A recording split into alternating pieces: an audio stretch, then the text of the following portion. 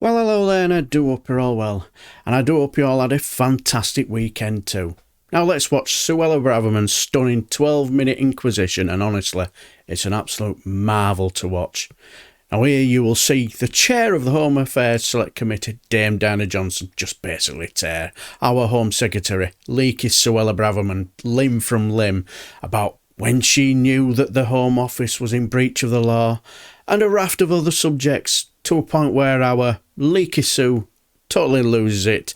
And see if you can spot the moment where she goes full on tonto. Perhaps I could just move you on to what you actually decided to do as Home Secretary, because there's been lots of media coverage of what happened during September and October.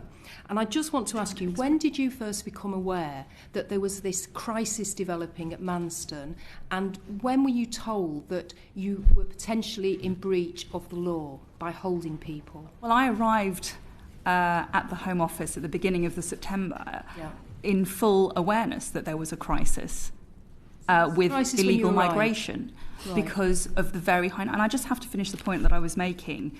There is an unprecedented level of pressure on our asylum accommodation system at the moment. We've never seen 40,000 people arrive in the UK through dangerous and illegal means. We've never had 140,000 people welcomed in good faith, and rightly so, from Ukraine, who are, to some degree, taking up some of our accommodation. We've never seen, in addition to that, another 80,000 people who we are accommodating who are waiting for their asylum claims. That all takes up beds and accommodation and estate. It is becoming incredibly difficult to source accommodation, suitable shelter for the unprecedented levels of people coming into this country. We are competing with prisons who want to release people to go into accommodation. We are competing with constituents who want local authority housing. But that is important context to explain why it has been very difficult to source the accommodation. You did when you came in as Home Secretary? You're saying you knew there was a crisis. So when were you told of the developing problem at Manston, that people could only be held for 24 hours? There was exceptional circumstances to extend that, we understand, to a maximum of 5 days. So when were you told that the Home Office was breaching the law?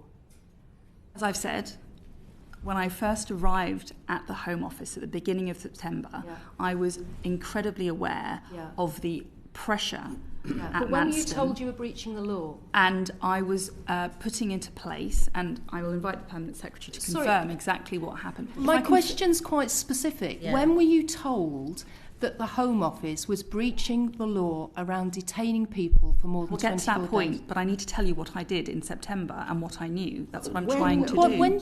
We just need the date. When were you told? You started as Home Secretary. How many days later were you told about the problem? Was it day one? I would really like to finish my answer. Tell us, when were you told? I'm trying to tell you what I knew and what I did please when I first was appointed as Home Secretary. Okay. Right.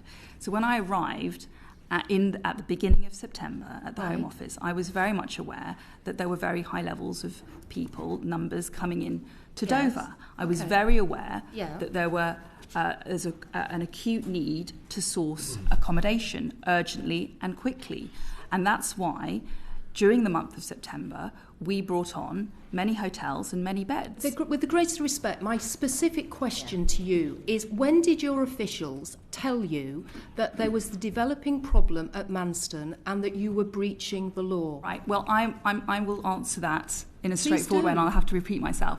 I was aware from the beginning of my tenure that there was a problem at Manston. When it comes to legal advice, which you're asking specifically about, it is a government convention that we don't talk about the issuance or the content of legal advice. But what I will say is that in every decision that I've made, both as Home Secretary and as generally a minister, and I say this as a former Attorney General, I have always, whenever I've been provided with legal advice by officials, I've always taken it into account, read it, listened to it when it's been delivered to me orally, and borne it in mind when decisions have to be made. Okay. If you're suggesting that I either wasn't told about legal advice I'm not or I suggesting deliberately anything. ignored it, that is simply not true. I'm not But suggesting anything. I cannot, for convention reasons, and also because we are facing Okay. legal challenge, get into the specifics about what legal advice and when was Okay. given. Right, so... And can I just invite the Permanent Secretary to add anything that he might want to add about what happened? I can confirm, Chair, that what the Home Secretary said is accurate, that the Home Office officials made the Home Secretary aware of the legal Right. position as well as policy options from the beginning of her tenure. Right, thank you. I want to put to you this then. It's reported that on the 15th of September you were informed about the deepening problem at Manston and that you were likely to be in breach of the law. That was the 15th of September, so you'd been in post, I think, 9 days when you were given a submission to say there was a problem. Then I understand you were given a second submission on the 22nd of September saying there was a very high risk that you were in breach of the law, 50 to 70%. Then on the 1st of October, you were again told there was a very high risk that you were in breach of the law. And then on the 4th of October, again, 50 to 70% you were in breach of the law. And the advice was that the Home Office does not have power to detain while waiting for onward accommodation or welfare reasons. So are those correct? That's been in the press, leaked documents from the Home Office. Well, I'm afraid I'm not going to comment on leaks, and I'm not going to comment on the specifics of legal advice, Okay. whether the fact or the content of it. That's not how government works. So the judicial review that have been launched already, I'm assuming these papers will all have to be made available for the judicial review. So we will know whether what I've just read out to you is correct. We will fulfil our duty of candour, and we will make sure that the courts receive the relevant papers. Okay, can I just ask a question? In the letter you wrote to me, Home Secretary, about your reason that you resigned in October. Madam Chair, can I just finish off one point, because I think it's important that I need to explain, because I haven't really had a chance to fully explain in response to that. Can I, very briefly, if I may. So, of course, I'm very aware of legal duties to accommodate incoming migrants, their welfare, their safety. That is an important duty, and there are restrictions on the power of the government to detain people or carry out checks. I have also competing duties. I have duties to ensure that people don't become destitute. So releasing people to no fixed abode or to no address is not something that I'm willing to do. I have duties to the local community where Manston is. I'm not willing to put in jeopardy people living in the local community with, migrants with no accommodation or no place to stay. That would not be a prudent use of powers or duties for the local community. There are lots of competing and challenging interests here in that decision. It is not a straightforward, But the Home Office lawyers on the 4th of October told you that the Home Office does not have power to detain while waiting for onward accommodation and welfare reasons. That's the specific advice that we understand you were given on the 4th of October. Can I just ask you then about this meeting on the 19th of October? This was the date you resigned. And in the letter to me, you say that as part of your meetings that morning, you had a critical operational meeting about the developing situation at Manston. Can you just explain what was that meeting about?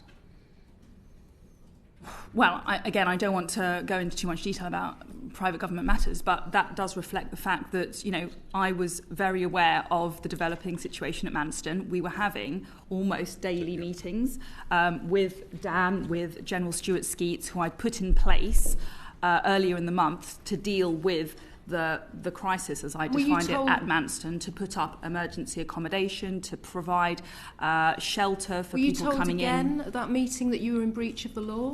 I'm not going to comment, as I said, on the content of legal advice that I may or may not have been given. Thank you. Okay, could I ask the Permanent Secretary, when did your officials notify the Home Secretary that there was no respectable legal argument to justify the situation at Manston?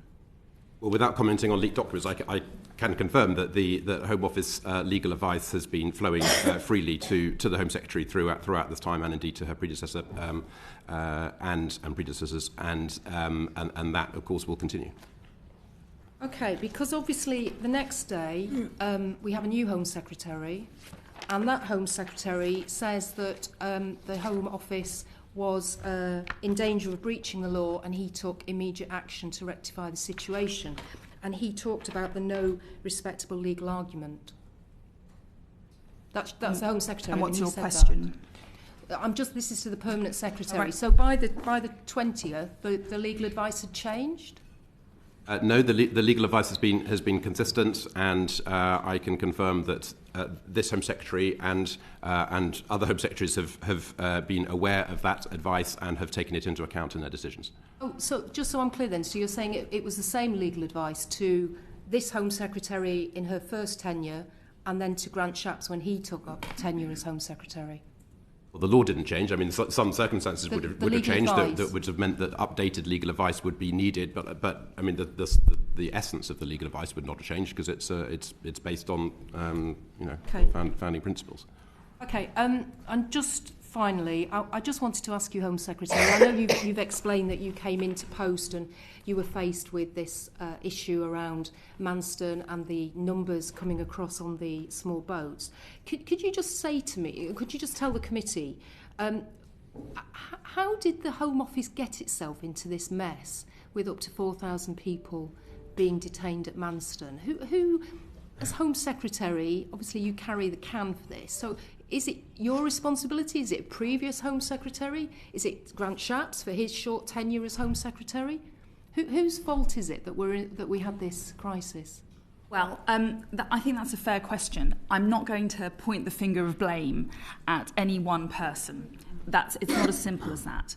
As I've been clear, I arrived in full awareness that there was a growing problem at Manston with the numbers arriving. That's combined with very limited housing stock which is available to people to transfer them on from Manston. We've had, we worked incredibly quickly and intensively during the month of September and October and ever since to procure extra accommodation. And since the 6th of September, over 100 new hotels providing 9,000 additional bed spaces have been brought into use. We had high levels coming in. We have been aided by the fact, as Dan says, by very low levels of people arriving, and that's given us a brief. It's not your fault. Listen, I don't think this is I don't think it's helpful to point the finger of fault at anyone. Just this is a bigger understand. problem. I'll tell you who's at fault. Yeah.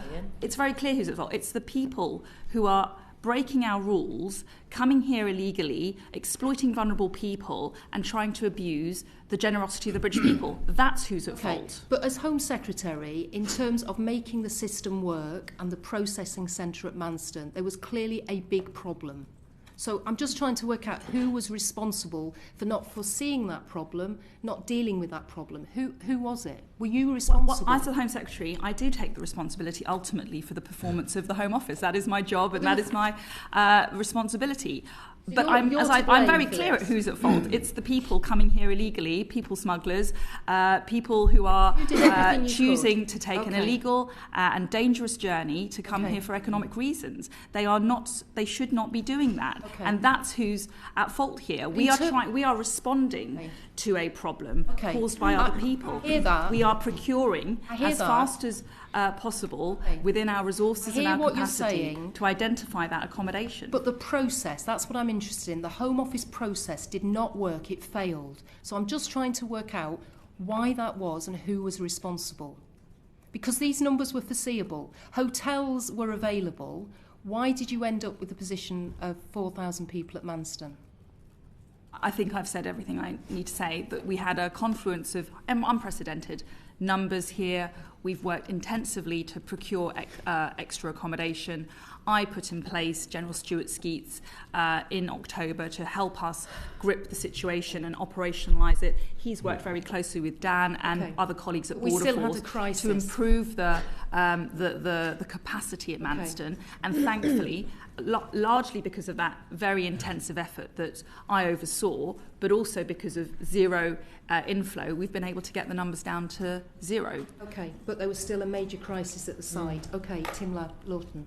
Yes, according to our leaky Sue, it's nobody's fault that the Home Office is being run by complete incompetent morons. But it's the fault of these so-called illegals coming over here, claiming asylum and running away from persecution and war and all that. Didn't she totally lose it? And you notice she didn't really answer the question about what she knew when she knew that the Home Office was breaking the law either. What do you expect anyway? But anyway, well done, Diana Johnson. Proper got under her skin, didn't you?